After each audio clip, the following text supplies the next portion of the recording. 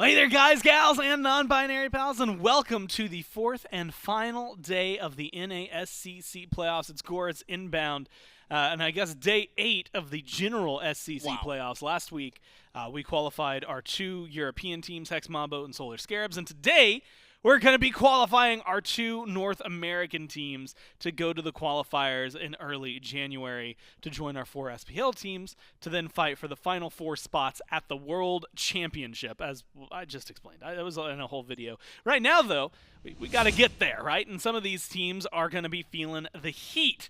If you are the Scorpions or the Sages, who are about to watch, you're on elimination point. You have to be careful where you're at. You have to win not only this one, but the next one if you want to go to the group stages. Storm Wardens, who when they play a little bit later today, guess what? They will have one team immediately go into the group stages. One team with that second chance against the winner of this first set, and then it's just a matter of that final best of 3. Isn't it crazy? The 5th or the 6th seed are just through. One of those teams is gonna be at the group stage. That is wild. That is actually really crazy. And honestly, the way they've been playing, there's a chance both of them could. Yeah, actually, right? Like that, actually. I'm going to keep it a little low-key. Yesterday, first off, long day of SMITE. A lot of SMITE. All sets go 3. All the games are, they're lengthy, to say the least. So we'll see if either of these teams, the Scorpions and the Sages, are going to be able to maybe close up, tighten it a little bit more as we jump into this set. Again, so ton of players. At this point, you should know their names. You should know. But I'm actually, again, I've been really impressed with different players on each of these teams. And I have to give that special shout out, I think, in this one specifically to Bayroneri, because it feels like Bayroneri has been, this is a 3rd place team. I get it. They're supposed to be better than some of the competition. But I do feel like Bayroneri very specifically has stood out above a lot of the other individual players in this tournament. Yeah, and I would 100% echo that sentiment. I think Bayroneri has been the difference maker in when they win games, and when they lose games, the teams are kind of trying to shut him down, or maybe the enemy mid laner has just played a really great game also and played just as well as Bayroneri, if not better. But a lot of their games do come down to, is Bayroneri able to put the team either in a good position or even play better than that and actually just carry the team? Because we actually have seen Bayroneri almost 1v5 games, even though they've lost some of them, he has been the difference maker, and I think Bayroneri 100% on the side of the Scorpions. On the side of the Sages, I think it comes back down to Nayhoo and Bayroneri, this mid lane matchup, because we've talked about it before. Nayhoo is a consistent playmaker. He's a very good player, he's a very good mid laner, but I think he needs to play better and go to like that next step, and I think I need him to outplay Bayroneri in this set. And it's one, I mean, like you said, not only a matchup that I think is interesting, it lines up, and the next thing I'm going to say lines up with this too, with the fact that mages are super powerful right now. Yep. And that some of the other portion of what I'm looking for is also going to be Snaddy and RelentlessOne, both of which have shown pretty solid solo mage play over the last few days. And, you know, we always talk about junglers, so I'm just gonna mention that Grave and Migiiiii are like really good, and then I'm just gonna move on, because guess what? If they have good performances, we're gonna be talking about them a lot today. It does feel though like these teams, the issues they've been running into, it hasn't necessarily been player based, right? Because we can highlight, hey, like this guy's had some really good games, this guy's had some really good games all across the board. It does feel like a lot of their issues has been whether it's play on field like map, hey, let's get farm, or play on field sieging, right? Where it's like, hey, you've got a fire giant and you died at the Phoenix. That's not going to be real good for you. So that's really kind of where, you know, those moments that need to be cleaned up. Some of these teams, you know, the first 10 minutes, all of a sudden you're down 4,000 gold, and good luck getting back into the game. And then some of these teams, it's 28 minutes, you got this fire giant, and you just kind of stare them down for a little while because you can't figure out how to break the base. Yeah, and I think I want to see them just try different ways. We've seen so many 4-1 splits, and then it just doesn't work out. I mean, to your credit, it is. We get fire giant, and then we go die on Phoenix. So let's try to change that up. Let's switch it up, kind of how we're going to be splitting. But stepping into picks and bans, Thoth, Poseidon, Kama, Afro, Athena, and Chernobog. And I like to see the Bog, I like to see the Athena bans, but it does leave open the Opwash, it does leave open that Cuckoo. Opwash is the first pick for the Scorpions, and I think I'm still comfortable with the flex potential of Opwash, but I think we've seen enough play in mid where he looks good as a mid laner now, and we can comfortably say that he is a true flex potential god. But, so he has that flex potential. How do you like him into a Kukulkan? Because Kukulkan has been, okay, you either play Thoth and you match me, or good luck, brother. Yeah, I think you're right there. I would prefer Puch in solo when it is something like this Kukulkan, especially because there are other gods available. We can see like that Baba in mid to match the Cuckoo. Baba's not really threatened by many gods. She has a lot of survivability in her kit. She usually builds that cloak. She gets the shield in her ultimate, mitigations in her 3, so she has a bunch of different ways to kind of live. So I like that matchup more than that Puch. But going with the Thor pairing with Cuckoo, a little bit of a combo there. Thor wall into Cuckoo ult. On the opposite side, Scorps go for this Khepri Nayhoo. And I said it yesterday, every time I watch Migiiiiii play, Migiiiii's Nayhoo is what makes him look really good. I like seeing Migiiiiii on Nayhoo, so I like seeing them lock that in. And that's something, you know, we saw in several Scorpion sets. Teams were like, all right, ban the Nayhoo. They become a beatable team. Yep. Don't ban the Nayhoo. Things can go wrong. So we'll see how that works out for the Sages here. Thanatos as well, especially locked in with a Thor. So it makes me think solo Thor and Thanatos, unless it's solo or troll that suddenly got into the tournament, should be jungle Thanatos. And we have seen a 17-3 game with this Thanatos. We have seen like an 0-5 game with this Thanatos. So it really is going to be hot or cold. I'm excited to see what they go for, and the Cabrakan as well. So I feel like the Scorpions on one side, like the Puch, Khepri, Nayhoo, all of that feels like it is in the vein and conversation of like meta conversation, or hey, this guy's real good with this pick, so of course it's going to link together. Meanwhile, Sages definitely have a little bit of meta, a little bit of vibe, like there's picks that they should be good at. For sure, and I think this Thana is kind of coming into that counter pick slot against that Khepri. And if you look at the Scorpions, it's Khepri's going to try to keep the rest of his team alive, but what do the Sages opt to do? They opt to pick a bunch of gods that can lock down this Khepri, execute him through the Scabr's Blessing, and just all around just be able to shut him down. So I think this game, NotGeno is going to have to dictate the game well enough where he can position and keep his team alive, but also survive himself. And we've seen moments where sometimes, even if you go for that execute, right?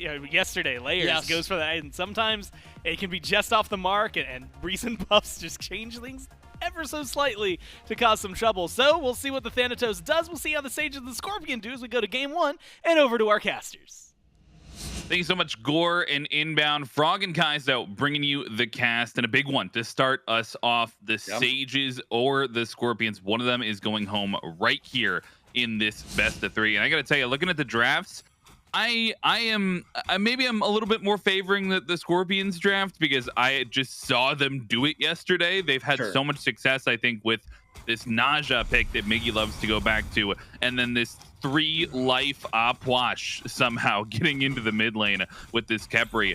And on the other side, we have a Cabrakan and an assassin solo. So bringing a little bit more spice for the Sages, but I mean, backs against the wall, you got to trust them to go back to their bread and butter, I suppose. Yeah, that's really the direction that we're going here, where the Aaru Scorpions have the tried and true meta composition as DonutDoug, excuse me, jumps in here on GuyJ. And the Athenian Sages are doing what has always worked for them and the characters that they're comfortable playing. Snaddy is one of the most comfortable Thor solo players there is out there. This is absolutely one of his best picks, one of his most rehearsed picks. Same thing with Evermed on this Cabrakan. Both of these are fine enough in their roles. I mean, you're not going to complain that either one of them have them, but you're not typically associating these characters with these roles in the current meta. I think it is exclusively because they enjoy the characters, they have a lot of practice on them, that when you're on, as we mentioned on the desk, elimination point here for the Aaru Scorpions and the Athenian Sages, whatever you pick needs to be something you have full faith in. And if you have any question marks about the viability of the meta, what you should be picking versus what you want to be picking, I think that if you have to err on one side or the other, it's better to err on the side of caution and just grab the stuff that you're more comfortable with. Comfort is king has always been the saying for me, and so we like to see him go back to things that they know that they can find success with. I'm looking at this jungle matchup, I think, to start things off, because we saw the exact same matchup yesterday in their elimination match. The Scorps had this Nayhoo and were into Layers Thanatos. They ended up taking that one. And now looking at across the way, right, you have Grave on this Thanatos. Have to imagine he was watching that one, maybe learned some things from that instance of back and forth play, and maybe focusing on that execute late in the game. But I think early on, I want to see him get a little bit involved. Agreed, and I've got some bad news for the desk because they said, you know, the junglers get active enough and are good enough that we'll talk about them anyway, and I can't not talk about Migiiiiii on this Nayhoo, because I do think that as well as Bayro has played so far this weekend, I think that what Migiiiiii has done has been integral to their success, as Migiiiiii, combining with RelentlessOne on the right-hand side here, won't be able to land the sash, so Graves should be alright. But I think this Nayhoo is so core to what this Aaru Scorpions team has been doing. Actually, Frog, a lot of action around these buff invades on either side. Evermed really wants to grab this purple buff and will force them to pull it into tower.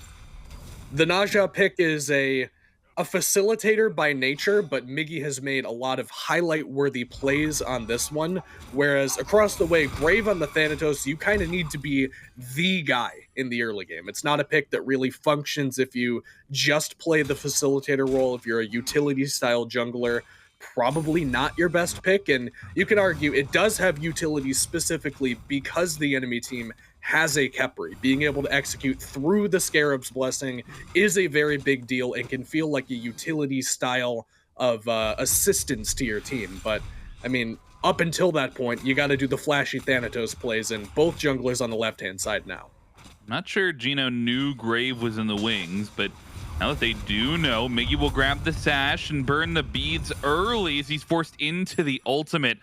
I think you have to channel that there just to make sure that you don't get taken up into the air by a Migiiiiii. On the other side, a little bit of a trade in ultimates between this assassin mage combination. And bring me over to that matchup. You mentioned Snaddy, Sure. comfortable on this assassin, but Yep. it's been all about mages and warriors. We haven't been seeing a lot of assassins. DonutDoug. Woo! A little bit of trouble there. The arrow brings him down. That looks like single-digit HP to me. That's a close one. He gets out of there alive, still waiting on first blood. We could be talking decimal places at that point, Frog. I don't know if you could even do that, but certainly didn't look like even a full point of HP left on DonutDoug's HP bar. But I do think that, well, hang on, Grave taken up into the air here. He's got help. No beads, though, means that he's going to get guaranteed damage on landing, and you get the tick damage. One more. No! He survives somehow. But look at this rotation. Bayro caught in the wall in the camp, and it's catching him a little bit longer than he expected, but the peel is there. RelentlessOne rotates over, helps the mid laner survive, and we're still waiting on the first to fall. And to go back to the solo lane matchup, it's not a matchup that is going to be particularly fun for Snaddy. And that's pretty categorically true of picking something that's not a mage when you're playing against one of these mages in the solo lane. They sustain better than you, they clear better than you, they poke better than you. That's the reason that you pick them right now, right? So the question is, why do you pick the Thor? Well, it has very good kill pressure if you do look to get a rotation. Having a Thor ult into a Thanatos ult kills pretty much anything in the game at this stage of the game. They might have to try it out here on the blue buff. Looks like just a Scythe will be the attempt at the steal. And the point of Snaddy on the Thor is also that you have very good initiation in the mid to late game, particularly around the jungle fights. Evermed on the Cabrakan is good enough to get it done in the mid to early game when you're fighting around the jungle corridors. Just one ult is enough to expend to get some of these kills. But once people get more tanky, it becomes a little bit more difficult. Ooh, GuyJ gets the beads burned off of him. Can't make it out of those Cabrakan walls. And we haven't talked about this Cabrakan a ton. I mean, we mentioned it earlier, not something that we see a lot in the meta these days, but perhaps comfort for Evermed. Yep. I wonder how it might affect their team fight, their mid-game fights, because we still haven't gotten to the mid lane either. This Kukulkan been a popular pick all weekend. They've got maybe the secure advantage. We've seen a lot of teams play around those mid-game neutral objective fights. Yep. Do you think this Cabrakan is one to sort of drive the map and be a bit aggressive? To drive the bus, would you say, Frog? I do think that Cabrakan has a little bit of that in him. No, you would never, right? And Geno's going to grab DonutDoug here, but Grave is around the corner alongside Evermed. Wow, NotGeno being collapsed on. Still has the Scarab's Blessing, so maybe being a little bit safer. It won't matter, though, if the execute comes through. They managed to trade 1-for-1 for the time being, as Migiiiiii is there on the rotation, though, and they'll trade support for ADC, but it might be more than that as Nayhoo spills a bit more blood on the left-hand side. Bayro needs one more tick of damage, and GuyJ will do it, but he's got to avoid. Grave needs one more bit, and he loses his life somehow. It's been an even trade, and Nayhoo is now the one on the escape. He has to run away. Bayro comes up big to make it an even 3-for-3 on the left side. That is tragic for the Sages there, because if Grave lands that death scythe, I mean, we've talked pretty much this whole weekend as we've seen more and more Thanatos about feast or famine character. You're either hitting all of your stuff and landing all of your executes and the character feels very good, feels very rewarding, or you get a situation like that where Grave frantically scrambling around, everybody himself included is at 1 HP and you can't land the death scythe, and that is just your fate sealed.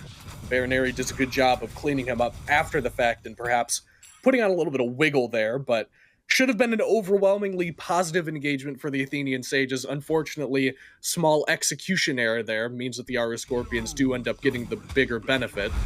And Nayhoo on that rotation, man, was so clutch for that engagement because he not only erases Migiiiiii from the face of the map, but also makes sure that everybody else there takes a ton of damage, hits a Spear to the 9, wins in traffic.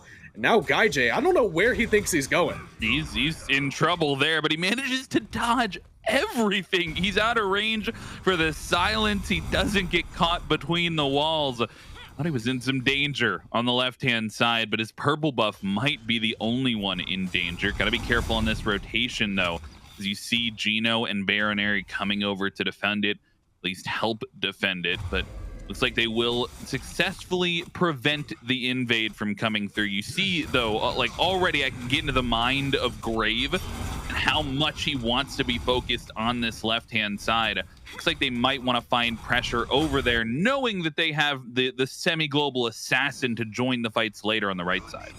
I have to assume that when you lock in Thanatos in a competitive set like this, your vision is just like infrared at that point. You don't see like normally anymore. You only see enemy highlights of the outline of their character and then like the health bar, and then that's maybe it.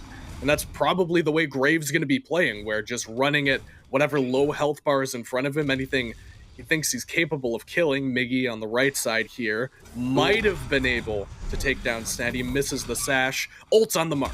He hits the ultimate, takes him into the sky, and the follow-up is going to be perfect. RelentlessOne grabs the kill onto the Thor. That might be the window, though. With 3 in the right lane, this Gold Fury is looking appetizing here. They've got to make sure the secure is on the mark and the walls to prevent the corpses from coming through. No chance at a steal there with the Kukulkan ultimate.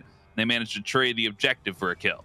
Sages have done that this whole weekend, man, just ripping these early objectives, trusting Nayhoo to be the guy to secure that, and he's been on the mark more times than not with these Kukulkan ults, and grab another one there for the Athenian Sages. DonutDoug actually will jump in here and force the beads in the left lane. And that's been their playstyle, of just doing these early objectives, getting a small lead off of it. And a lot of it comes from Nayhoo being safe in the mid lane, making sure that every time that they want to do an objective, he's got a fresh health bar, he's got his relics available, he's got the ult available, and then creating an opportunity around the Gold Fury pit. If that's Grave rotating over, forcing out the ADC, killing somebody from the dual lane, if that's Evermed stepping up and creating space, whatever the case may be, they're doing a good job of it so far and might have to get another pick here on Geno. Geno pushed up alone there, has the Scarab's Blessing. Got to be careful the execute, though. They might not even need it as the damage is there, but they've got to land it, and Grave on the mark once again will land the second kill as well. Nayhoo picks up the last hit, and it's a 2-kill swing out of nowhere for the Athenian Sages, just off Geno stepping up aggressively on those mid camps. Yeah, Geno a little bit too far out of position by himself there, and then GuyJ walks over trying to help the support, but unfortunately ends up losing his life for it as well. And you could see the thought process on Geno's mind as he was dying there. Hang on, Bayroneri dunked in tower. Yeah, loses the beats for the time being. Got to imagine the pressures around this beacon spawn as we see. Maybe that's what Snaddy's looking to do sooner rather than later. Bring that semi-global pressure. 2 ultimates able to get into the air, and these carries have to be worrying. I mean, the ward coverage has to be great throughout the game for the Scorpions. Beads taken off of Bayroneri there means that potentially could be a target for some further aggression from Snaddy and Grave. And Snaddy, speaking of, makes that rotation to the mid lane. Frog loses his tier 1 tower for it, which means that it's going to be a lot more difficult for Bayroneri. Oh my god, I didn't think he was getting it, man. I didn't think DonutDoug had it like that, but he lands almost every shot of the Desert Fury and gets the kill there. Snaddy now under even more pressure and right. Brought up into the air, RelentlessOne looking for a little bit of follow-up and is there to at least prevent him from escaping for a second, but he's running right towards Geno, and you got to imagine the cooldowns will be there in a second. Snaddy falls into the gray screen, and now the rotation from the mid laners is here too. Grave makes it out alive, gets himself into the air, and Evermed blinking to safety actually there to make sure he can survive. You get a little bit of a trade back and forth, but ganks across the board, but I mean, damage coming out onto Nayhoo continuing. You have to, I mean, wondering if they might push this down and try and look for this tier 1 tower. Got a pretty decent grouping, but no Pyromancer bomb or anything like that yet will make it a little bit more difficult. They are at least contending with the idea stepping in. Evermed takes about half his health bar, and that should be that. And the Scorpions are doing a great job of answering back because Grave has gotten to a pretty solid early lead. Nayhoo has used a lot of his Kukulkan-related utility to put the Athenian Sages in a pretty good spot, but they're not stopping the fights, and they're going in here. Into the air, Snaddy, Sun's down 1, but it's Evermed who falls first. He lands in the corpse field, and the Scorpions, they get the Pyromancer as well. Geno uses the ultimate, but Grave goes into his, and he's off the mark.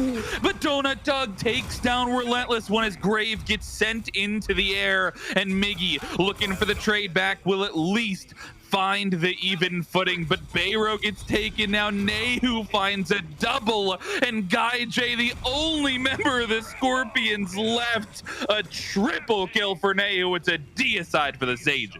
And very slim margins there with the health bars for the Athenian Sages. Won't be able to get anything, at least without the reset. I say that as they head their way toward the Primal Fury now. And a great fight again from the Sages, where it looked like the overcommit from Evermed and Snaddy was going to be a problem for them. They dunk down and get punished immediately because there wasn't anybody there to follow up off of anything they were doing. Nayhoo and DonutDoug were coming from base, walking through about the middle tier 1 tower when that fight kicked off.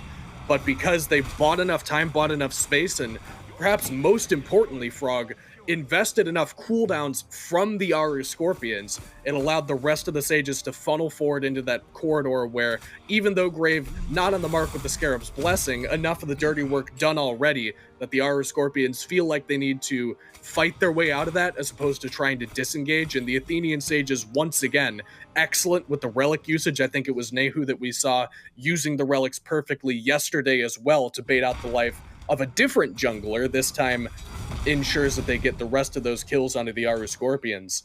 And DonutDoug, credit where it's due for right place, right time, because it's not often that you see your ADC rotating already for a Pyromancer at, 15 minutes into the game? But I guess you get that kind of luxury, Frog, when you are 4 levels ahead of your opposition in the duo lane. Yeah, Migiiiiii, he wishes he was 4 levels ahead here of his junglers. He needs to avoid the damage he does. Snaddy off the mark with the ultimate. And the peel will be there for NotGeno. But you're right, GuyJ, I mean, just a second ago was the same level as his own support. Meanwhile, the highest level on the map tied here between the 2 carries of the Sages. A little bit of that XP coming from the last fight, sure, but I mean, they've been doing a great job of farming, and of course that solo kill that DonutDoug had a little bit earlier on. I'm still thinking back to that last fight. I mean, your heart goes like up a beat when it skips a beat when Grave lands and is off the mark with that ultimate. And for the Aaru Scorpions, I almost thought, I was like, okay, that's the way back in. They can now win this fight. That's such a crucial cooldown that you lose. I mean, what do the Aaru Scorpions need to adapt to make sure they're not losing fights in that same way come this Fire Giant fight, which seems to be looming. Yeah, first of all, they got to get to this pit in time. Nayhoo already in here. They've got the better secure, so they could just stick this, Frog. I mean, this would be dangerous regardless, but Grave, he's got the tick damage in the air, but he will make it out of there alive. Snaddy lands down, but is not able to do the damage. He's got no follow-up because the rest of his team is caught in a corpse field. The low health bars are dangerous there. Bayro grabs one, and a shutdown kill onto the mid laner as both of the carries fall for the Sages. They get to the pit in time and they take down the 2 carries. And the Athenian Sages have made something of a name for themselves, Frog, by just ripping these early objectives and full committing them, trusting Nayhoo on the secure. But that time around, it didn't seem like they anticipated such a swift and effective response from the Aaru Scorpions. I mean, in particular, it probably didn't feel great that Grave got picked on the left side of that fight before the fight really even kicked off. That probably made things pretty difficult as Evermed surrounded by 4 here on the beacon, Frog. I can't imagine he's walking his way out of that one. Potential overcommitment there and the support from the Athenian Sages. But now they've surrendered all of the lead that they had. I mean, it is a huge gold swing from the last 2 minutes of this game, from about 2,500 in the lead for the Athenian Sages, now back in favor of the Aaru Scorpions, almost the same amount. That is a wild swing, considering the only objective done during that time really is the beacon. And I think Pyromancer may have gone down during that time as well, but it really did just come from the fact that that entire time GuyJ just was split pushing the left-hand side of the map, getting as much farm as humanly possible, and not even needed for that engagement, just because the Sages got a little bit too antsy, a little bit too quickly. DonutDoug just outright pulled the FG without anybody else there in the pit with him, and Nayhoo tried to step up to help him, but when your tanks aren't already with you, when your jungler's getting caught out before the fight even kicks off, not the best look for you. So you asked me, what do the Aaru Scorpions need to do, Frog, to get back into this game? Well, it's a damn good start.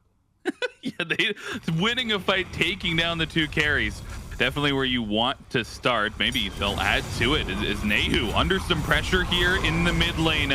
The Serpent comes out, but it's not enough to save the life, and they get to hold on to a couple of ultimates there too. Migiiiiii still has the Windfire Wheels if they want to try and force another engagement here. Seems to be where they're heading. Grave maybe getting baited out a little bit. Have to be careful here as Geno's the one that's looking for the engagement. Migiiiiii takes a little bit of poke over the wall. And you have to imagine a little bit of that gold lead coming from these structures as well. GuyJ gets to push on the left side. They use the runic bomb in that mid lane. All of these tier 1 towers now down in the span of the last 4 minutes or so for the Scorpions, and this pressure, they've got Nayhoo down. The secure is not there for the Sages, so they'll look for the Oni Fury. Bayro under some pressure, and the Oni Fury taken down. Shell gets popped, and Grave looking for the re-engage, finds it onto Bayroneri. The health bars, though, too low for the Sages, so they'll just take the 1 for gold. And they don't have Nayhoo there either, who is a large chunk of their team fight damage, so they will have to back up. But a worthwhile pick nonetheless onto Bayro. Also getting the Aegis and the Shell out of the Aaru Scorpions means that some pretty relevant cooldowns unavailable should the Aaru Scorpions attempt to force something, or potentially facilitating an opportunity for the Sages. They've now got Nayhoo's relics back up. That's why he died so quickly in that engagement in mid. Didn't have the beads available, just got caught in the CC blender for the Aaru Scorpions. Sages could have an opportunity here despite the fact that they're a little bit down, and they are going to go for this objective one more time. Fire Giant picked up. Serpent of the Nine Winds ready to try and secure this if it's committed to. Grave, he's on to GuyJ, and the solo jungle dive is towards this ADC, but he walls off his own Thanatos, and GuyJ gets to survive a couple seconds longer. All the while, the zoning onto the Fire Giant has delayed it enough that Grave is under some serious pressure. The bounce coming through, and the chase is there. Grave may lose his life, but all the while, Nayhoo grabs the Fire Giant, grabs RelentlessOne, and the Athenian Sages come out with the buff. And sometimes, Frog, that's all you need to do as a jungler, is go in, get your kill, and then create as much time as possible for your team. Grave never lives through that situation. They just have way too many people turning around to look at him. But that's the key point. Too many people turn around to look at Grave, to turn around to look at Snaddy, and try to help out the dive, try to peel for their own backline. And that's time they are not spending in the pit, time they're not spending putting pressure on Nayhoo, putting pressure on DonutDoug, trying to stop them from securing the FG. The Scorpions are back up here, potentially looking to catch the Sages unawares, but seems as though they know about it. So a great fight there from the Sages, where it looked like perhaps things could have been dire because they did have two isolated in the enemy backline, but fortunately for them, that created enough space for Nayhoo, enough space for DonutDoug to secure that FG. And it's been, Frog, something of a roller coaster on these Golden speed charts. I mean, that looks like a fun time at like an amusement park, but it is back firmly in the Sages' control here, and should only realistically go up from here. I mean, you've got some pretty easy targets, provided DonutDoug not isolated at this purple buff. Looks like he should be all right. This tier 2 in mid should crumble soon. This tier 2 in left should go down as well. And Frog, I believe, unless I'm mistaken, that this obelisk should be the one that unleashes the Titans and gives the Athenian Sages another thing to push with on this Fire Giant siege, which would make things even more difficult for the Aaru Scorpions. They've already got a bit of a tall task ahead of them, but these Titans are going to further complicate things.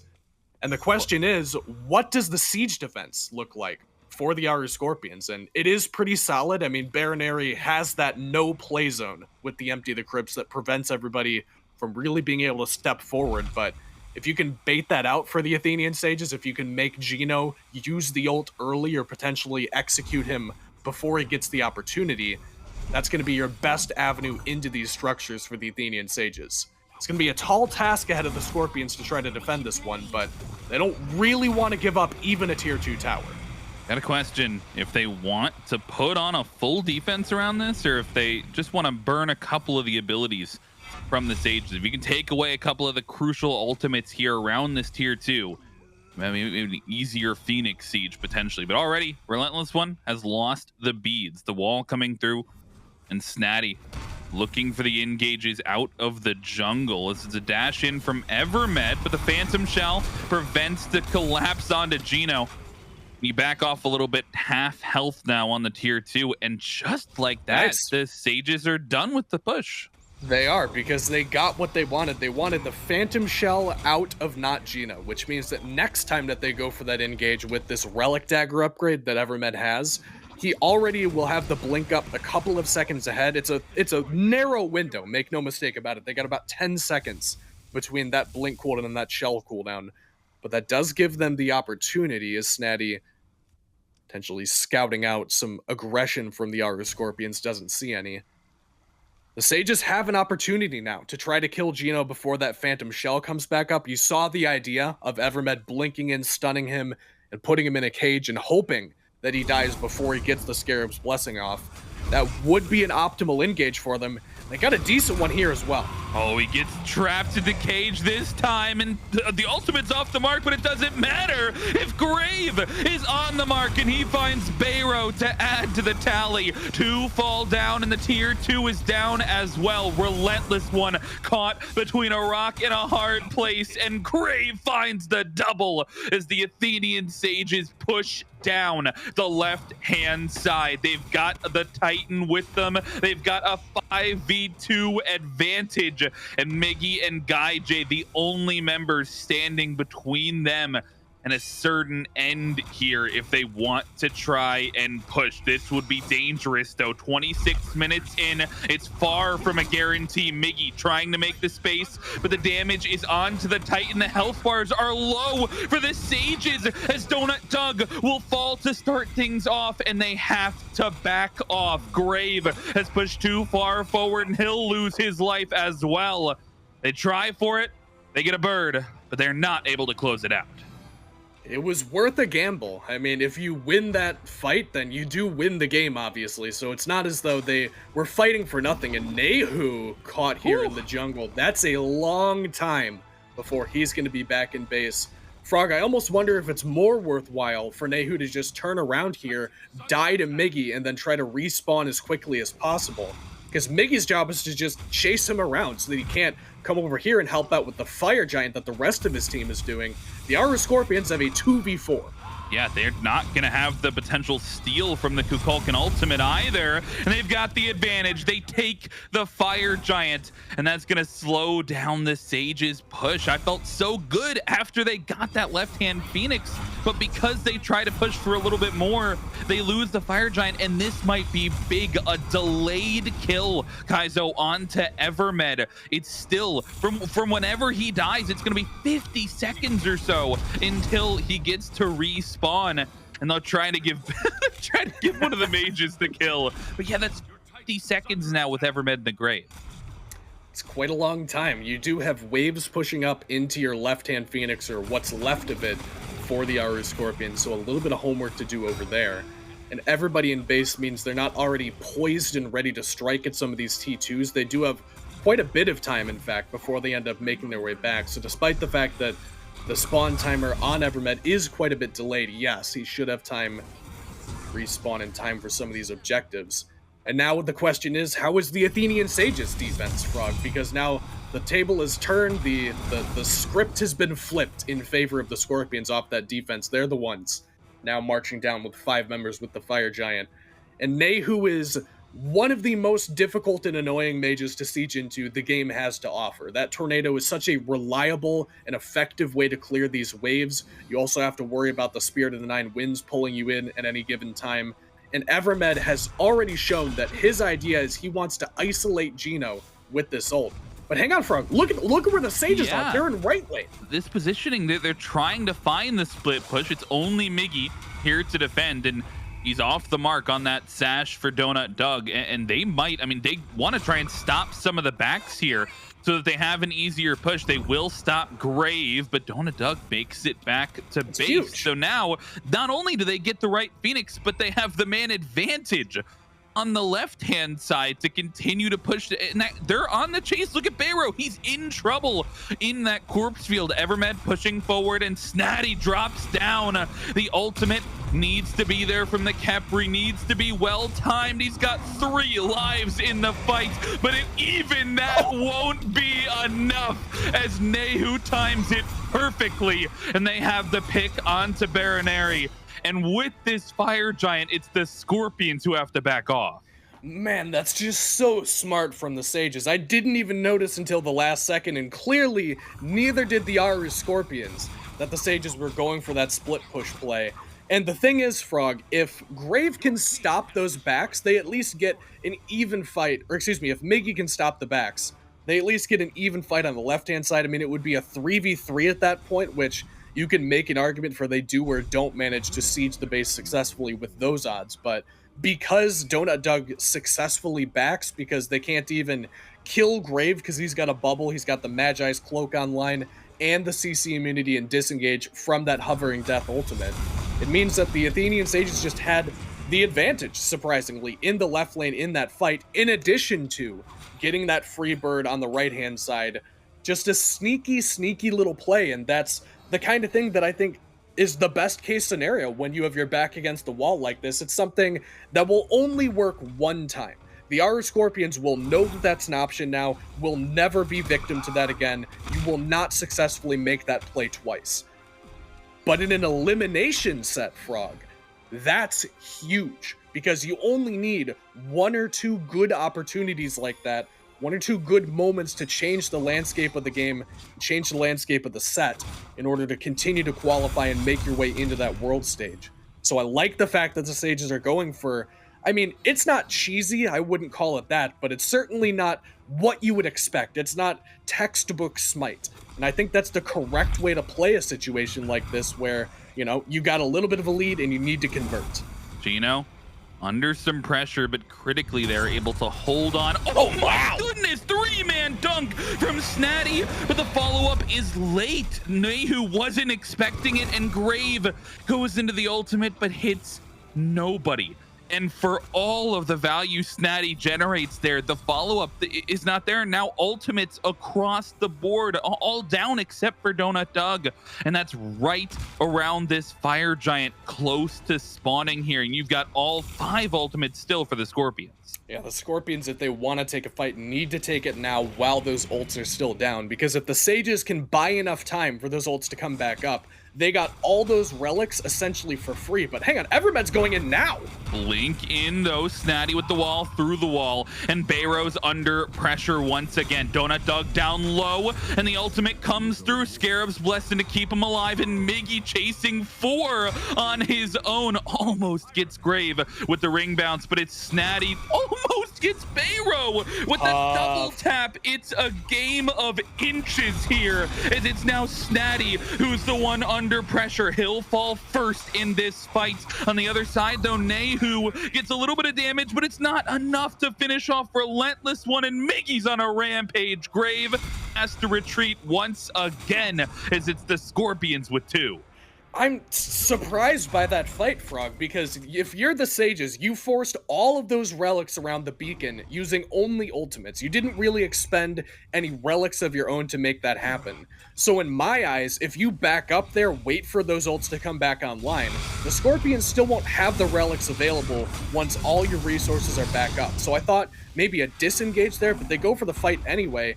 Now they seem to want to think about stealing this FG, but because the Aaru Scorpions walk forward and don't want to get the relics forced off of Nayhoo for free, it looks like Sages are just going to have to give up this FG. But that's just a weird fight where I think that if they take that 20 or 30 seconds in the future, they win it overwhelmingly. They just have more resources available at that point to win that fight. But because they took it while all the ults are still down, the Aaru Scorpions, as you mentioned, still had all the ults available, it just ultimate economy is fairly simple, and they just did not have as many buttons to push as the Aaru Scorpions did in that fight. And now this might be the best chance the Scorpions have had. This gold lead has been flip-flopping all game long, and now we've gotten to the point where it essentially doesn't matter. 2,000 gold at 35 minutes. Everybody's 6-slotted here, except for the supports. All starters upgraded. People are starting to get those power pots online. It's even in the runic bombs. They have each one in the pocket there, the left-hand side. But 2 tier 2 towers up, you know they're not focused on those. It's all about this left side Phoenix. And Kaizo, you said they weren't going to fall victim to it twice. I sure hope they don't. Looks like Graves not even going to give him a chance, as he's already back into base. So is Snaddy. Yeah, by that I meant DonutDoug wouldn't be there, but the Aaru Scorpions already thinking about trying to force their way into left here. Do see the rest of the Sages grouped up, so we'll have to back up. And Frog, they don't have a wave for quite some time, so they're going to have to brute force their way into this bird if they want to try to go for it. Looks like the wave stalled out around that purple buff corridor, so excuse me, give it a bit of time, and they'll have that resource, but for the time being, the Sages are pretty comfy here.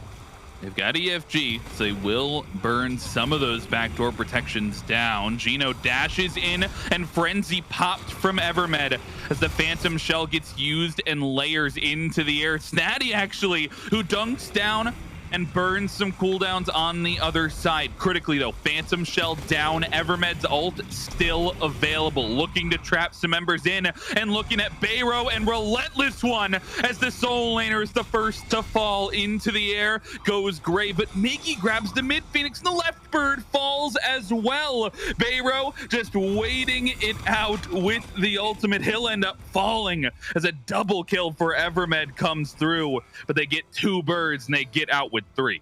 They get 2 Phoenixes, which might mean that the Sages feel obligated to push their way up here as well. Remember that burden right, Frog, is very low, and still 5 members alive for the Athenian Sages. Evermed backing, though, or at least thinking about it. This is going to be close. You can tell that they don't want to give up those 2 birds for free and try to cash something back out for themselves. They do still have both backliner relics available, Nayhoo and DonutDoug, all the resources in the world to keep themselves alive. They're not worried about this tier 2 tower. That's going to crumble very quickly. They've got a 5v3 for a short time, and it looks like they want a Phoenix. 10 seconds on RelentlessOne, 20 on Bayroneri, and Snaddy doesn't want to wait for anybody to respawn as GuyJ is the target, and Grave brings him down. A trade back onto Evermed, but Grave gets a double onto the enemy jungler, just looking for 3. Geno makes it out by the skin of his teeth, and it will be the mid bird answered back for the Athenian Sages. They send 3 more to the gray screen in the process, and now have to back off through mid.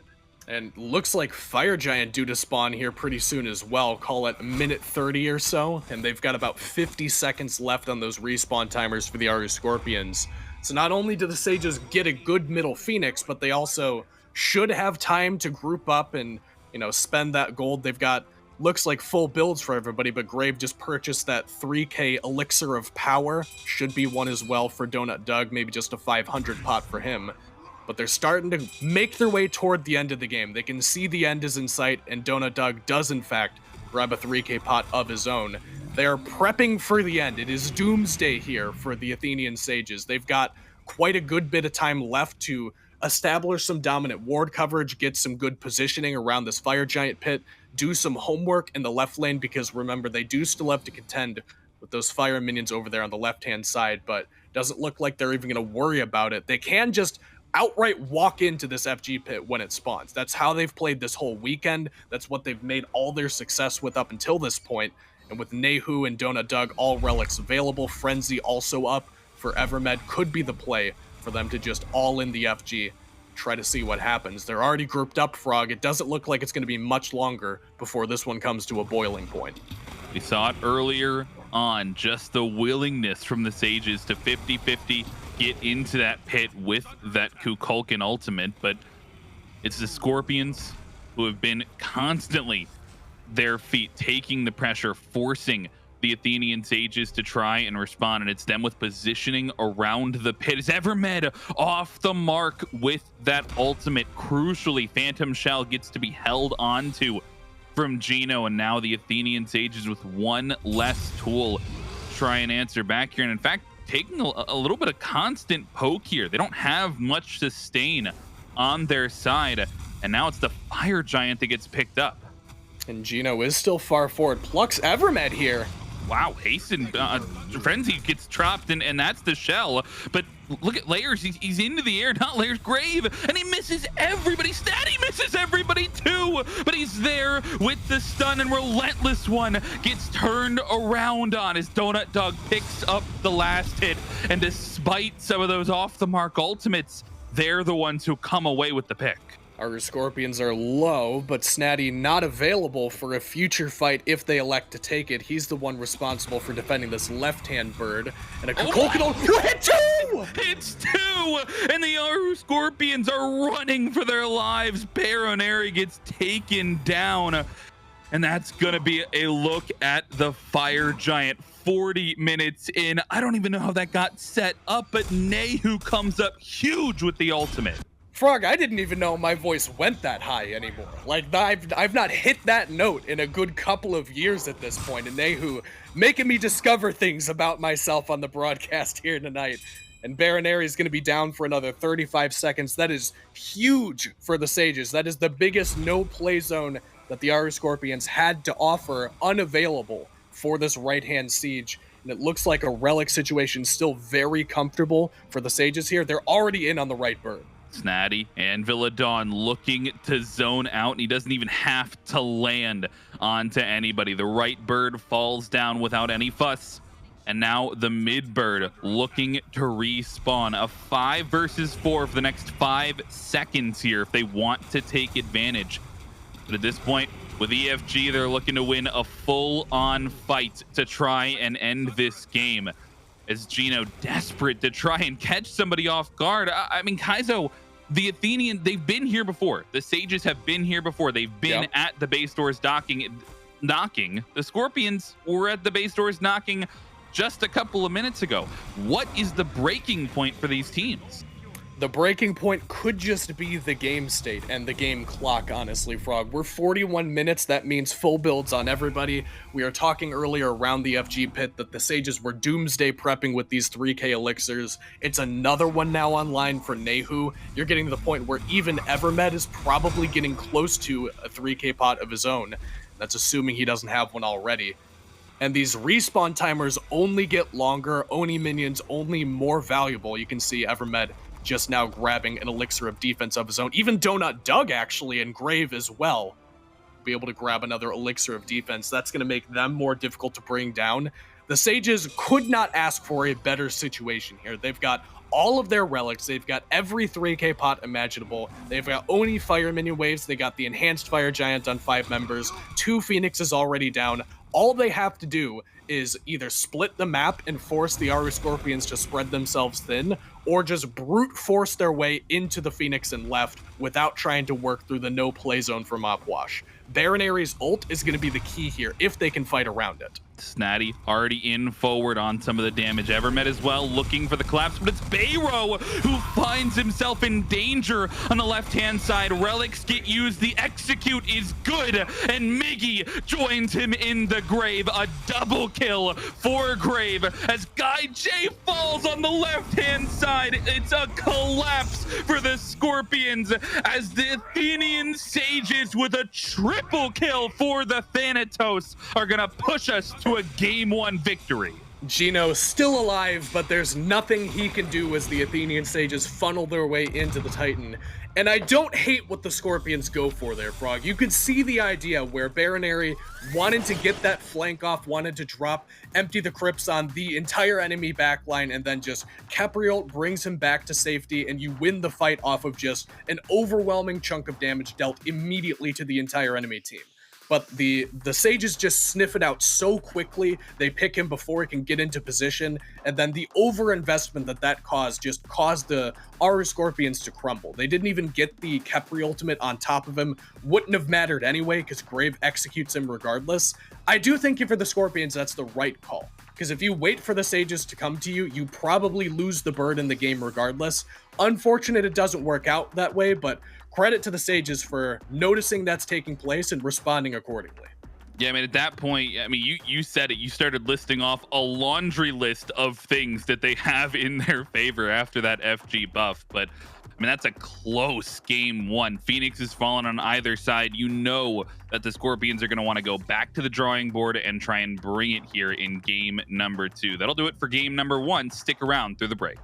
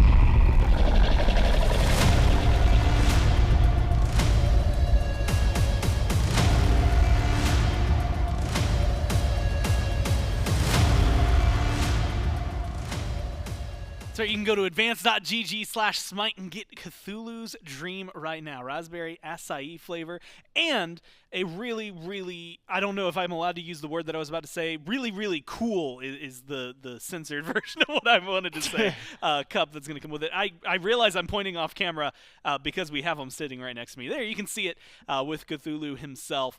It is a delicious, delicious flavor, an amazing shaker, and I cannot understate how fantastic the shakers are, like quality wise. Like they're actually so like clean. even if I recommend getting the flavor because they're delicious. It's also really good. Like quite legitimately, I think we had like 3 people at one point who I would argue were like maybe drinking too much, and I wouldn't normally say that. Oh, they were like coming in here like we ran out in the back and they came out onto the stage to steal the powders that we had out here.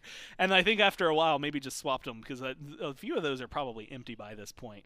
And if any of them aren't, I'll honestly be surprised. But it's a really awesome shaker, really well made, and really good flavors. So make sure you go to advance.gg/smite and pick yours up now. And speaking of dreams, not only is Cthulhu's dream coming true in a flavor, but the Sage's dream come true in that one, which is to shut down Bayroneri, let Nayhoo have a hell of a game, let Grave have a really good Thanatos game. They thumbs up on both marks. Yeah, I mean, kind of touched on it going into the game where Nayhoo versus Bayroneri is kind of the matchup here, and that's kind of what it's going to depend on. And Nayhoo played fantastic, probably one of the better games we've seen all weekend on this Kuku.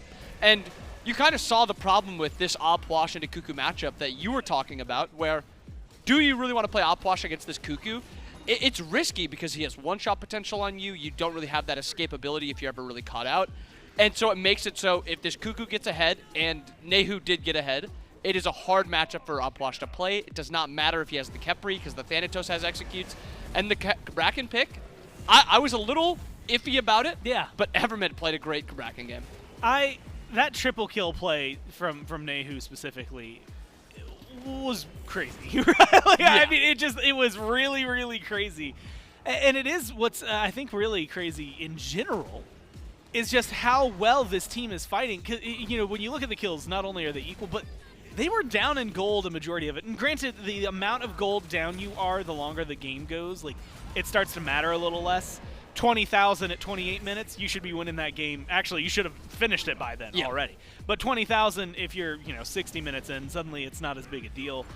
Here, we only had 4,000. It wasn't anywhere near as big. Eventually, kind of separating. But the Sages fought from down to ahead in a glorious, glorious fashion, like from that defense. And I just feel like there were a lot of moments where the best way I could really word it is it feels like they shouldn't have gotten away with what they did, but they just played better in those instances. And when you go 9-2 and 14 or 12-4 and 9 with a team that's picking up 17 assists from the carry, 12 assists from your support, and 16 assists from your solo, like everybody was involved, and you can really see that the Sages as a group were just difficult to overcome.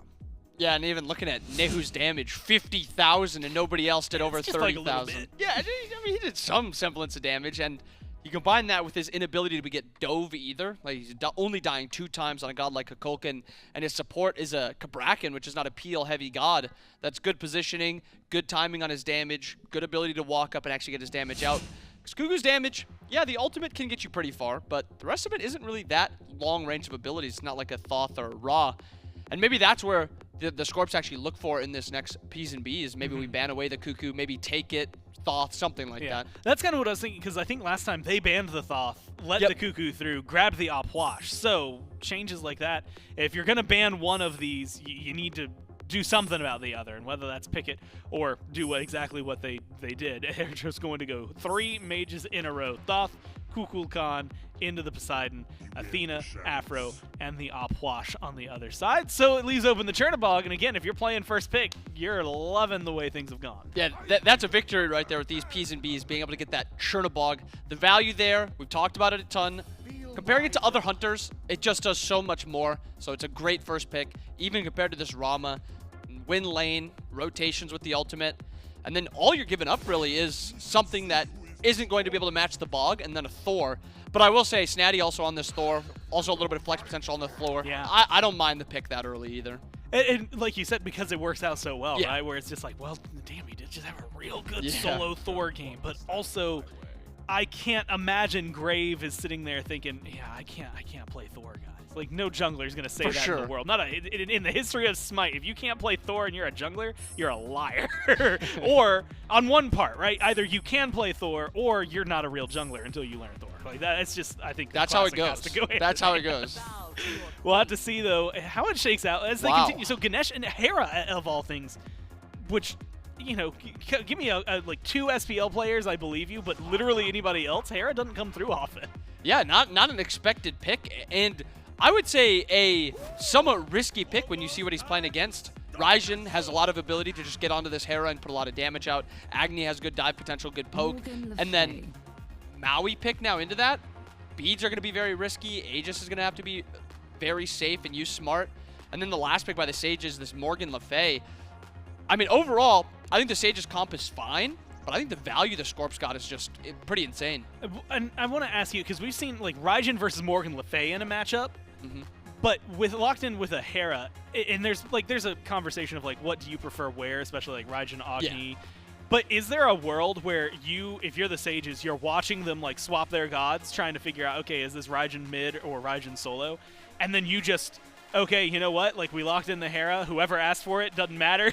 You're gonna swap. Your matchup is now against the Raijin because we're gonna make you play Morgan Le Fay. Like, we want you to have a better matchup. Is there a world where you do something like that?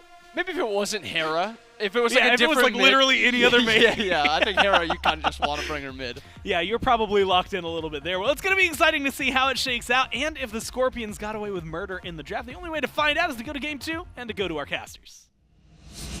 Or an inbound, backs against the wall here for the Scorpions. Athenian Sages up 1-0. Still Frog, still Kaizo, bringing you the action here in game number 2. And you heard Gore there on the desk, maybe getting away with murder there in the draft. And I can't help but agree, at least a little bit off the bat, because that looks dangerous. That's a Chernobog that I see.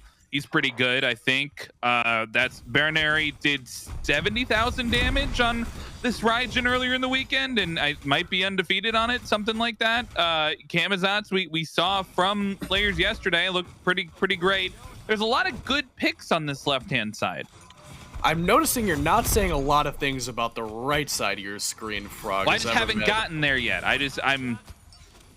That's what I do to start the game, guys. I put a piece of paper over the right side of my screen. Okay.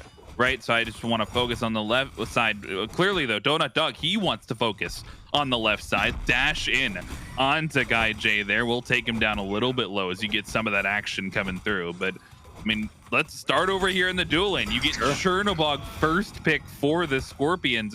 GuyJ, we've seen him on it throughout the weekend. A big pick to start the draft. And we've seen varying degrees of success and varying degrees of oppressiveness from this pick. Hang on, we might have to... Just taking a look at the map, Frog, it looked like something nefarious was going to take place in the jungle, but it should be fine. We've seen varying levels of success, and a lot of it here in the dual lane for the Scorpions. Brave, though, he's over here for the success, trying to find first blood onto GuyJ. One more auto will do it, and Grave finds the first blood. Look at Migiiiiii, though. Rotation over for the Camazotz, and the health bars somehow not down low enough. But Migiiiiii, the double tap is good. The DonutDoug kill onto the Camazotz, and the Athenian Sages bring the action to a head, grab 2 kills. And Grave obviously makes the highlight reel plays there, but if you watch that back, DonutDoug impresses so much in that engagement, because even as his health bar gets low, even as it looks like he's reasonably close to death in that one, he understands how much danger he's actually in and never stops auto-attacking. That entire engagement, he just constantly keeps fighting, keeps pouring out the damage, and makes it so that that's capable of happening. I mean, he's already got like 2,000 damage in 2 minutes. That's usually the pace of the game that you're at the end of the game, when you're doing a lot more damage more quickly. And he's absolutely just hammering home these auto attacks. So shout out to DonutDoug, who on this team, Frog, I feel like doesn't get called a whole lot. I feel like you're usually talking about Nayhoo and Grave and Evermed and how they're the ones engaging a lot of these fights, and DonutDoug more of a role player on this team who doesn't make the crazy highlight reel plays as often, but does his job better than just about anybody else most games. Nayhoo under some pressure here. The drums come out. Maybe a little bit off the mark there for Bayro.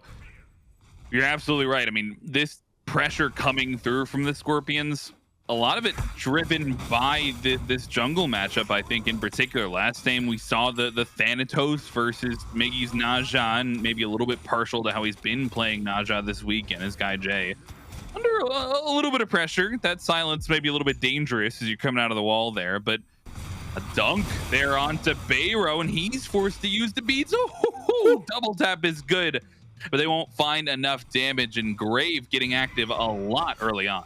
If Grave has full Jotun's Wrath yet, and I'm assuming he's got the Gold Fear and just hasn't had the chance to back and grab that one, that is definitely a kill that goes down there onto Bayro with the beads now on cool. And you can see he's got just enough gold to finish the item when he does go back to base. So a bit unfortunate timing there. But Grave has been the guy to watch for a lot of these games for the Athenian Sages. And I do think that it is worth pointing out that, you know, Snaddy has had some pretty stellar performances as well. I think that a lot of the time that Grave is doing well, it's off the back of a good pairing with Snaddy. The two of them seem to work particularly well together, especially in the late game when they're coordinating things like the dive with the double global ultimates that we saw in the previous game. But regardless of who's making the highlight reel plays, it does feel like it is everybody on the Athenian Sages working together with somebody else to do the thing that they need to be doing. And the Aaru Scorpions, I don't always get that sense from. GuyJ, I think, has had a less than like below par tournament for himself. I think GuyJ's a spectacular ADC, and we just haven't gotten to see it so far. Snaddy under pressure here, needs one more swoop to do it. No, Snaddy with the juke shoes is able to dodge it out. Migiiiiii maybe had to go that way just to make sure he didn't die under the tower. Regardless, though, Snaddy able to survive on that right-hand side. And we see once again the mages come back to solo, and I am just ecstatic about it, Kaizo. I don't know if you can hear it in my voice, but the mages in solo back in there this game, just exciting stuff. Oh yeah, you are one of the 3 people that are excited to see all the mages all the time back in the solo lane. And you know, it is a little interesting to see RelentlessOne taking the Agni, which is a tested mage in the solo. Like, this is a fine pick, don't get me wrong, but I feel like usually with most teams, we see the Raijin go over there instead. I think Agni does mid a little bit better, in my opinion. I think his utility is fantastic, which obviously does make him a viable candidate for the mage solo potential, but I think we've seen a lot from the Raijin. I think it's been a lot more tried and tested over there. RelentlessOne is going to be no slouch, don't get me wrong, but I think I'd just as soon see anybody else other than Bayroneri perhaps take the Agni and give away the Raijin. But like you said, when Bayro's doing 70,000 plus damage on this character, it's tremendously difficult not to give it back to him. And it is worth pointing out that some of that damage came off the back of Migiiii's facilitation on the Naja, which they don't have here. But once again, Snaddy under so much pressure in this right lane, Frog. He'll be alive this time, but they are absolutely attempting to hammer it home onto this guy this time. Migiiiiii just slightly late to that rotation. Maybe if you time it a little bit better, you can have that follow-up, but that's the second time they've tried to kill Snaddy. Unsuccessful thus far, and of course the more traditional solo mage over there is the Morgan Leveus we've seen quite a bit. We did see the RelentlessOne Agni solo the other day, so it is a practiced pick for him.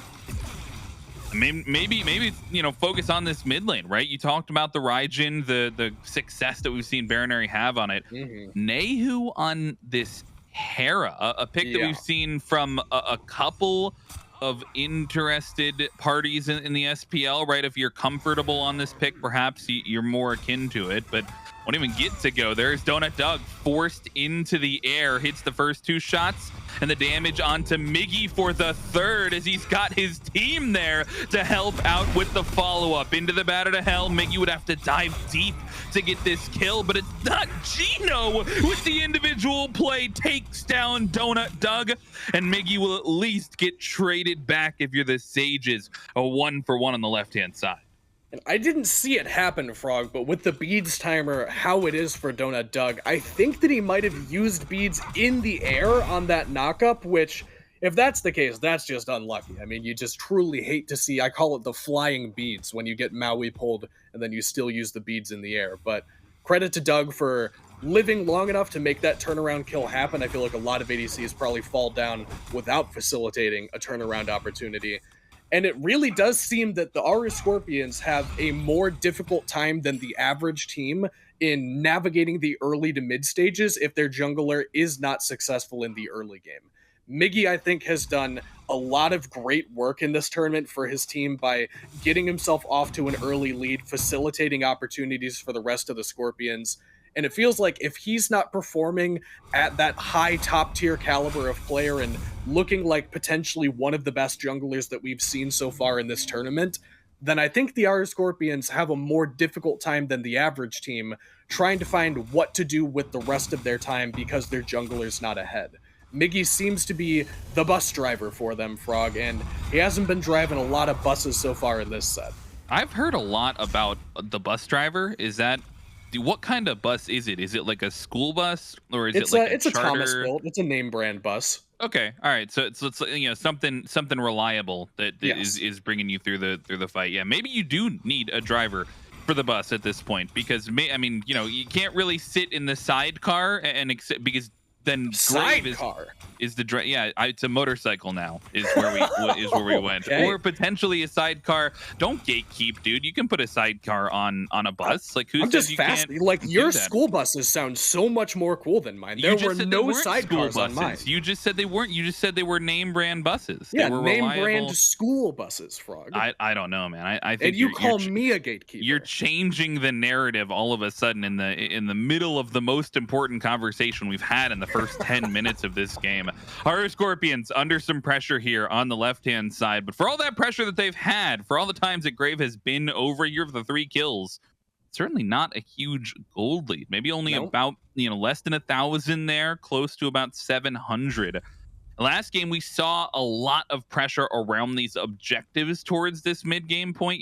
The Beacon coming up soon, Gold Fury starting to be wondered about for both these squads. This time around, though, Nayhoo's got the Hera, not that Kukulkan with that great secure ability. Which is a big difference that's worth pointing out. The Sages have, as I've said a couple of times now, done a lot of very early objectives as Migiiiii catches Grave in the jungle, puts some good damage onto him. Grave will have to retreat here, but actually he might not be okay. Yeah, Migiiiii putting the pressure on, and Geno once again trying to be the difference maker will force the teleport there as Grave does make it back to base alive, though. Fight's not over, though. Snaddy finding some pressure and will be full HP, though, as Migiiiii low HP, but I don't think anybody wants to full engage onto this Morgan Le Fay, putting out quite a bit of damage here towards the early stages of the game. What is this positioning? Evermed's just waiting there, and that's because they want to pick up the Gold Fury, and you get this shred. Maybe you don't have the secure, but these Dharmic Pillars shred down the Gold Fury, and the Athenian Sages find the window of opportunity, grab the first neutral objective. That is what it feels like to play support sometimes, where you're like, you feel like the babysitter trying to wrangle all the kids to like get in the car or whatever, get in the bus as the case may be, Frog, and go off to the Gold Fury, whatever the other objective may be.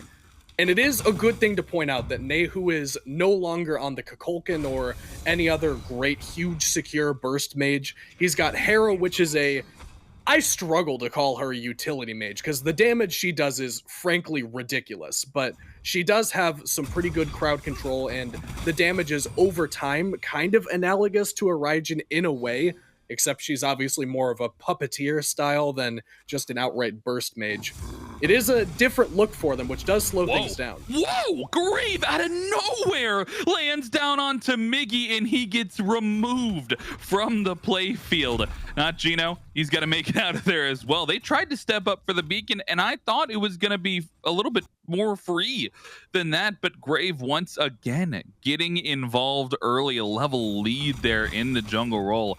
Look at the Gold Fury, they'll get the Beacon as well, and the Athenian Sages, we talked about that maybe smaller gold lead, now starting to ramp it up a little bit more. And if you're the Scorpions, you have to start thinking about how you want to slow this down. Yeah, they have to do something to put a stopgap in it. It is pretty fortunate for them that they don't currently have another neutral objective to swing at. The Beacon already down, Gold Fury already down, Pyromancer won't be spawning in for a little bit, and especially after Anvil of Dawn goes down, you probably are taking a deep breath and getting a mental reset off. And I mean, the Scorpions have done a great job so far, Frog, of channeling pressure through the right-hand side of the map. It's caused RelentlessOne to get a gold lead, but not really an experience lead over Snaddy over here on the right side.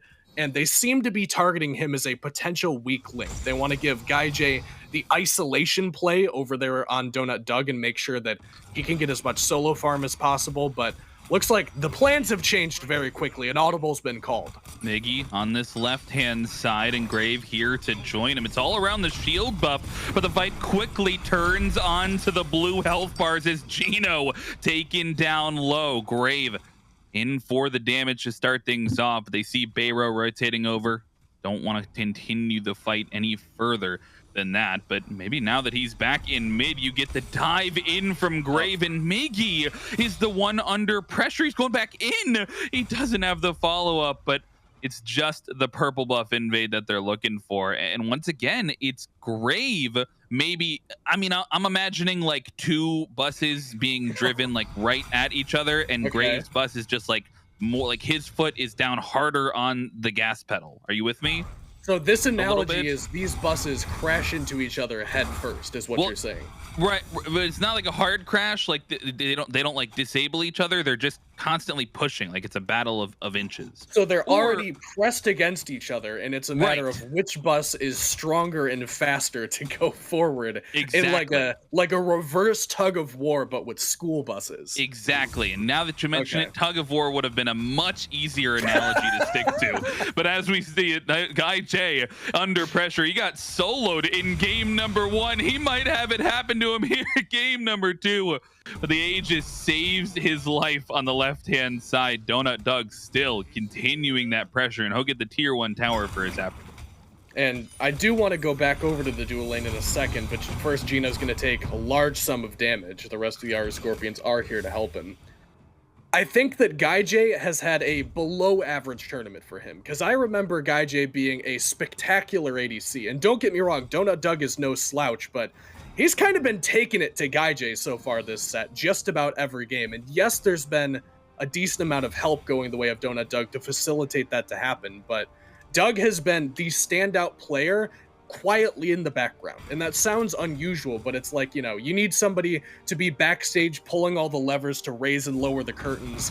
And that's really what, it's not a bus-related metaphor, but that is to me what DonutDoug seems to be doing. He's the guy who's making all the dirty work happen in the background and, you know, taking down the structures, shredding the objectives, keeping the frontliners from being full HP and preventing them from diving. All these things that you don't typically attribute to being huge, flashy, bursty, like, oh my gosh, the highlight reel play. But Doug has done everything pretty much perfectly this entire weekend.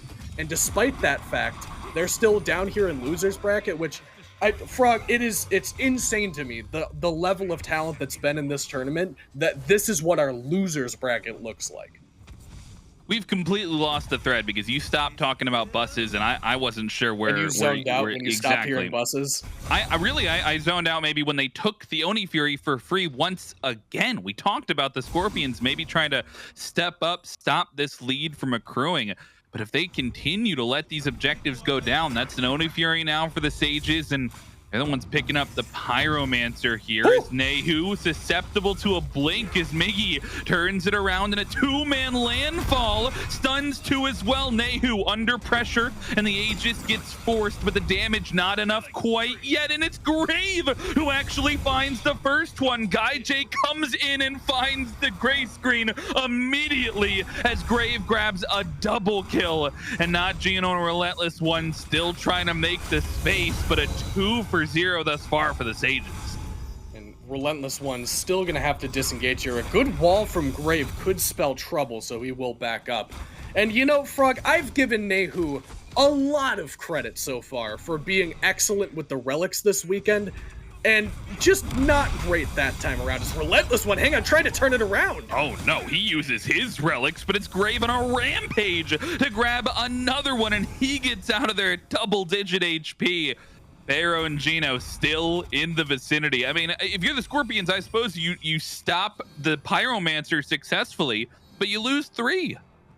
but what did it cost, Frog? Everything. Or, at least 3. We'll start there and then work our way up. And the Sages are in a pretty good spot because this is a composition that shouldn't hypothetically be great at doing objectives, which has been their identity so far, is doing the objectives early and developing a lead off of that.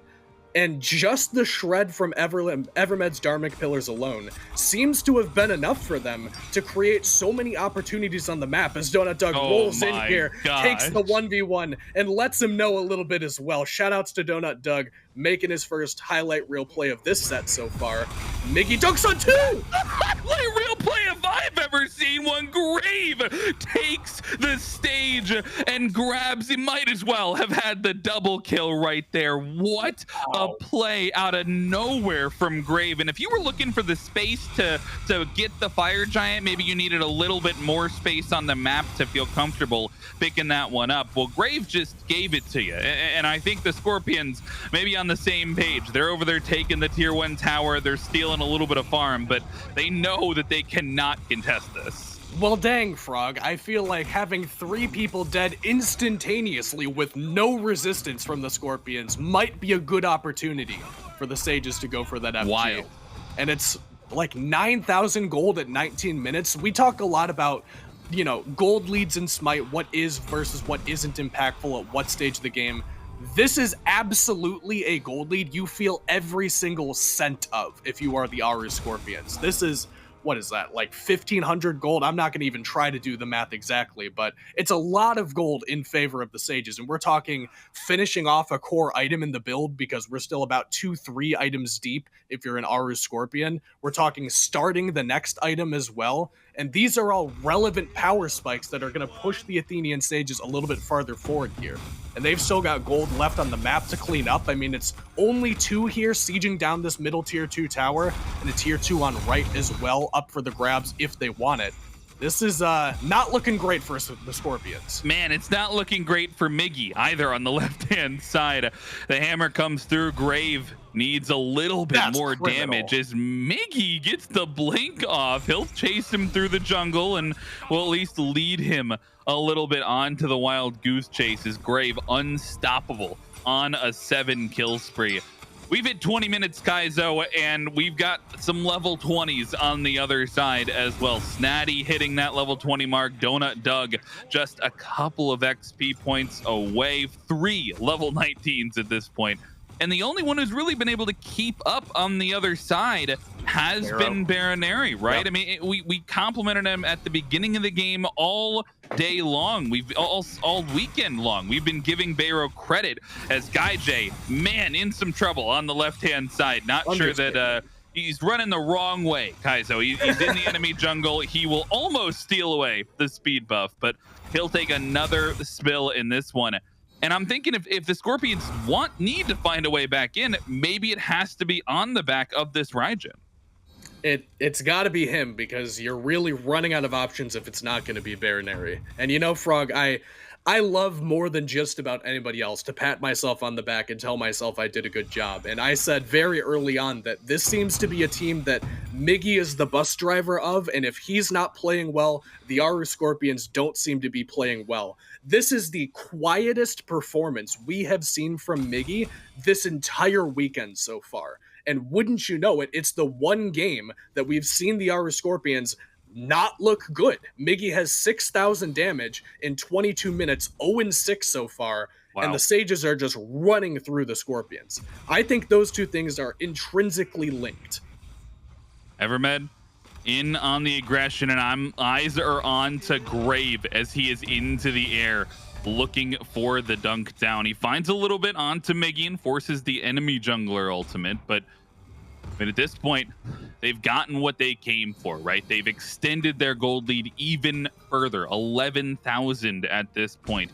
And we're not at EFG territory quite yet. In fact, we're still not even really close to EFG territory. That's how dominant this game has been. 22 minutes in, a more than 10,000 gold lead, experience leads across the board. You still have a runic bomb in the pocket of Grave that they haven't even gotten a chance to use yet. And the Phoenixes are wide open. I mean, if you're the Scorpions, do you just try and farm, try and rely on your defense here, knowing that it's not EFG, or do you try and step up to this? It's a hard question, Frog, and that is the million-dollar question, perhaps, for the Aaru Scorpions, because they're going to have to find an answer very quickly. And unfortunately, I think the answer is you're at a point in this game where this is a deficit that requires a mistake from the Athenian Sages. You will not make your way back into this game off of your own efforts, no matter how hard you try, as the Aaru Scorpions. There is just an overwhelming advantage possessed by the Sages that will require them to make a pretty spectacular slip-up in order to get the Scorpions back into the game. I do think that giving up the Fire Giant might not be your best idea, just because it gives an even larger lead and buys even more time for the Athenian Sages to make their way toward things like an Oni Fury, unleashing the Titans, waiting out that enhanced Fire Giant if they choose to do so. I think that giving up FG, if you're the Scorpions, equates to giving up one, if not two birds for free on the defense for the Siege. So I do think that despite the fact that it's not a good fight for you, it's definitely not a great fight for you, I think that if I'm making the call for the Scorpions, and I would not want to be the guy to do so, you would probably want to just try to defend this FG, which it looks like they're at least thinking about doing, but man, it does not look fun. NotGeno under some pressure, and Bayro knocked down to about half HP as Snaddy finds the pushback. Note the timing here, Kaizo, because these Titans are about to spawn and push out of the base. So if this fight goes well for the Sages, they might get slowed down even further, but it's already happening. Onto the Fire Giant, half health for the FG. Geno maybe in range to try something crazy. They don't have a huge secure ultimate. Migiiiiii in range. The Sages secure it, and into the air goes Grave. Dunk down and chase down for RelentlessOne as the beads get used, but the Agni under pressure. On the right-hand side is Pyro under pressure as well. The Sages are running it down. They've got the FG on 5. They do, and they've got a kill as well onto Bayroneri. So the guy whose jersey number we were calling, Frog, to be the one who has to help the Aaru Scorpions turn this one around will not be able to see the battleground for another 40 seconds. And with this Titan already making its way down the mid lane, Snaddy doesn't have TP available, but can make his way just on foot faster than Bayroneri can be here. It's quite a significant edge to the Athenian Sages. They've got Titan coming in just a couple seconds. The Scorpions might have to take this 4v4 before Snaddy gets here. They've got 5 members coming, 4 here at the Phoenix, and the Titan makes another member to push down this mid bird. DonutDoug, he's not even hitting the bird. He's focused on the damage as Grave maybe bitten off a little bit more than he can chew. The swoops come through, and Migiiiiii gets the shutdown. They get the mid bird, but they lose one in the process. Snaddy forced into the ultimate. Geno won't pull anybody back. Scorpions got to be careful on this chase, though. They took down one. They'll lose the bird, but they want even more as Argus gets dropped. The damage coming through, and the drums are through the enemy team. Bayro looking for the damage in, and look at Migiiiiii. He's behind 4 of them. They need to full commit here if they want to take the fight, and that looks to be the call. RelentlessOne in on the damage. Migiiiiii needs a little bit more, and they'll find DonutDoug as well. Snaddy under pressure. They're chasing this one down. They're going to keep putting the pressure onto Snaddy, eventually bringing him down. So the Phoenix does fall, yes, Frog, but signs of life at last from the Aaru Scorpions as Migiiiiii finds the first 2 kills of the game for him. Bayroneri, got to get his name right, put some respect on it. Gets another one there in that engagement.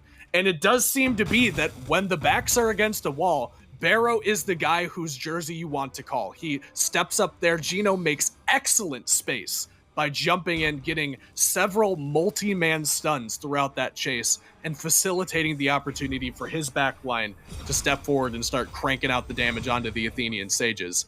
Now, the bad news, Frog, is that the Aaru Scorpions didn't win that fight convincingly enough that they can develop an advantage of their own off of it. They stopped the Athenian Sages from being able to siege any further with this FG more than likely, and might have earned themselves a Pyromancer bomb, or at the very least deprive the enemy team of it, perhaps, but they shouldn't be able to get a tier 2. I think that Okay, they do at least get the Pyromancer, but Fire Giant not due to spawn for quite some time, another minute or so on that cooldown. And it's still going to be a very difficult endeavor for the Aaru Scorpions to make their way back into this game. That fight was a good start, yes, but you need a couple of good fights like that if you want to make your way back in for the Scorpions. You took Fire Giant off 3. Maybe that's the focus, but the Sages still feeling strong here with Nayhoo and Evermed having that buff around their waists. And you can see the positioning as they're looking for a pick. Geno's pushed up, maybe trying to find a big landfall here. One thing's clear, though, Scorpions, they feel a little bit more momentum after that fight. And when it comes to the mental game, how much, Migiiiiii especially has been driving this team, the momentum can be a big factor here, but you lose a lot of cooldowns there, and you lose Migiiiiii as well. Chaos there for the Scorpions, and DonutDoug grabs the jungler. DonutDoug rolling in on that jungler, baby, pumping out those crits on top of his head top and taking care of him pretty quickly. And without Migiiiiii, this is going to be a much more difficult task on the right-hand Phoenix. Fire Giant has fallen off, Frog, on everybody for the Athenian Sages, but they sense an advantage. They've got the 5v4 for another 30 seconds. It's going to be on the Scorpions to hold the base once more. Yeah, they don't just sense an advantage. They see it right there in the gray screen for another 20 seconds as Grave goes up to the air and the focus is on to Geno. The runic bomb gets dropped and the right bird will fall.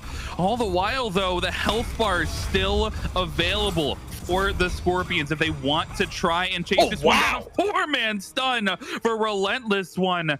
They'll push back the Athenian Sages. They lose another bird, but now all eyes towards this Fire Giant. Due to spawn in just a couple of seconds here, and it is worth noting, if they do it now, which they have the opportunity to try it, it will be the regular boy, the beta normal Fire Giant, but they wait 30 seconds, Frog, a little bit less than that. We got the Chad enhanced Fire Giant spawning in, reducing even more of those backdoor protections, giving you that sustained increased power, all that happy stuff, and just making your life all around easier. They've already grouped up as 5. Looks like they are going to try to wait out the rest of the timer and make sure they get the optimal buff to take themselves into the later stages of this game and try to close it out. One enhanced Fire Giant from this position is not a get the Phoenix and be satisfied with it. If the Athenian Sages can grab this one, they could realistically look to end the game off of their next siege attempt. So I like that the Aaru Scorpions aren't willing to give this one away for free. This buff is too valuable to let it go down without a whimper. Grave into the air, look for the dive back, and he finds 3 on the landing. Nayhoo grabs RelentlessOne, and Migiiiii's going the wrong way. A double kill for the mid laner off the back of the ultimate from Grave, and that should secure EFG for 5. Man, Grave is just going nuclear in this tournament, absolutely creating every opportunity for the rest of his team. He's been the guy to watch from start to finish in all of these games, and he makes another highlight reel worthy play right there to get themselves the Fire Giant. Now they've got another 30 seconds, Frog, with the enhanced Fire Giant before the rest of the Aaru Scorpions spawn back in. And Snaddy is isolated here, gets jumped on. That's a lot of damage on a Morgan Le Fay with no teleport. Yeah, I gotta be sending back to base there. 18 seconds, 10 seconds on RelentlessOne. And Migiiiiii will rejoin the fray. I mean, as much as you get a chance to regroup now, Snaddy's going to rejoin. You're going to have Oni fire minions in 3 lanes here, Kaizo. A half-health Titan. If you're the Scorpions, you have to find this fight outside of your base, right? 100%. Yeah, we've seen a couple of different teams doing that so far in this tournament to, granted varying degrees of success and organizing it and orchestrating in a couple of different ways. We've seen waiting at the purple buff pit, waiting at the enemy fountain, and just waiting for them there. And we've seen taking the fight at the Oni Fury. Evermed does not get pulled in, and Grave will ult away, but the Scorpions are chasing him down. Yeah, this is the opportunity they want. They have to hang their hat here if they want to stay alive. Evermed forced to run away, and the health bars low for 2 members of the Sages, but it will not be the engage that they were looking for. They don't find anybody, and it's the Sages staying alive still. 5 with EFG. And unfortunately, despite that one not working out, game plan has not really changed for the Aaru Scorpions. You do still have to go looking for trouble and find the Athenian Sages grouped up somewhere in the jungle, in the lane, wherever it may be. It's got to be outside of your own fountain, because look at the composition they've got. They can drop the Roms types, and actually DonutDoug is on the flank of this fight, walking forward. The ADC's the furthest one forward, and Bayro's into the drums, but Grave on the way back, and Migiiii's behind all 5 as the Aegis is good for the time being. Damage there, and DonutDoug's under pressure. RelentlessOne traded out, but Snaddy now the focus for the Camazotz. Migiiiii has to be the hero, and he cannot be, as a double kill comes through for Nayhoo. Grave into the air, onto GuyJ in the back, a triple kill for Nayhoo, and it will be finished off by the Thor. The Athenian Sages have won the tug of war. The Scorpions bus is broken down on the side of the road, and the Athenian Sages take the 2-0. And a lengthy back and forth endeavor in game number 1, but game 2 was not close. Make no mistake about it. The Sages looked like the better team from start to finish in game number 2. And a lot of it came off the back of Grave. I think that DonutDoug, I mentioned that he's played a lot of role player positions so far this tournament, just doing the job quietly in the background. He got pretty loud in that one as well. Felt like the Athenian Sages just firing on all cylinders, and it really does seem to me, Frog, if Migiiiiii isn't popping off, is not the only person creating opportunities for the Scorpions, they just seem to be a little bit outpaced by the rest of these teams. Back against the wall is not the time where you want to have an off game. It happens to the best of us. Close game 1. Sages take it in game number 2. Now we headed on to another elimination match, a decider match coming up later today. That'll do it for Frog and Kaizo on the cast, though. We'll throw it back to Des to break it down. You know what? Inbound, it feels like the majority of this was heavy control for the Sages. There were maybe more moments, again, impressive from the Scorpions to fight back into, but, you know, 15k gold, tons of kills, Sages felt like they should have been in control of that one for a majority of it, and rightly so, were able to seal the deal. Yeah, and I think the desk gets it right, that if Migiiiiii is not able to do what he needs to do to get this team off to a good lead or get some good fights in the middle game, it seems like the team just kind of doesn't really know what to do outside of that. And that's what some of these teams have, where they just have this one player that they rely on. You kind of saw it the same with the Weavers and Layers. If Layers and if Migiiiiii aren't doing much, the rest of the team is just kind of existing and not really trying to make plays outside of that. And then you compare it to the opposite side of the map. Grave was popping off this entire game. Grave was going ham. Nayhoo was going very big also. And both of them were involved in like 20 of all, or almost involved in all 20 of the kills, or at least one of them was, and it was all the kills. And you can kind of tell that mid-jungle was going to dictate a lot of this game and a lot of this set. And heavily in favor of Grave and Nayhoo was this mid-jungle. Not just this game, but both games. And really, I think that's, you know, like you said, part of the key for them to stay alive in this tournament has been in this mid and been in the jungle. But I think Nayhoo, coming into this, we had talked up Bayroneri, and I think rightly so because of the weekend that they had. But the biggest goal, the biggest thing we had talked about coming into this set was deal with the jungle, but mainly shut down mid. If mid can't perform, then it feels like the Scorpions might collapse under the pressure. And I feel like they went a little above and beyond. It wasn't just, hey, shut down Bayroneri. They were also like, also, here's Nayhoo. And hoisted them onto a pedestal. 7-1-3. Looks great on the Hera. Again, has an interesting matchup against the Raijin, and you had kind of commented on that. But when you perform this well in general, and specifically when you're 7-1-3, but also the guy who's coming to your lane all the time is 9-1-7, you're tend to have a good time, farm-wise, control-wise, everything-wise. Yeah, and it looked like a lot of the damage was coming out from Nayhoo and Grave, and they were actually lower damage than both of their side laners. So when maybe they're getting off a lot of damage on those side laners, but they're not able to pick up those kills, it's going to make these two, this mid-jungle, look even better than... I mean, it's not better than they were because they played fantastic, but the duo or the side lanes, you got to shout them out too when they're getting off so much damage. Doug was playing very well, positioning very well, getting off a lot of damage. And when we talk about these mage solos, your job is to do damage. If you're not doing damage, you're not doing your job. Snaddy's doing his damage. He's getting a lot of He's doing his job. He's getting a lot of damage off. So just shout out those two on the side lanes. And again, I'm actually always a big fan whenever you have someone who plays ROM, like just using the snipes to either facilitate your mid laners. I mean, we've seen that a lot in like SPL, where it's like, all right, hey, we're going to start a fight. Cool. Bang, bang, bang. Now they're half health. Have fun. Yep. And your mid laner gets to run rampant. But as mentioned by the Desk, while the Sages stay alive, the Scorpions are now eliminated. And just to give a quick recap, so Oblivion and Cat Club are SOC teams eliminated, right? They're already gone. The Scorpions, who came into this as the number 3 seed, are now out. The Weavers, the number 2 seed, are now out. The Valkyries, the number 1 seed, are now out. The 3 teams that are left, Sages, who came in at number 4, and then again, we talked about it a little bit earlier, but the Storm and the Wardens, one of them is going to group stages guaranteed after this next set, and they came in as the 5th and 6th seed. So definitely, I think, an exciting weekend of NASCC playoff play. But that's, again, it's just the first elimination. Now this next one, again, it's qualifier.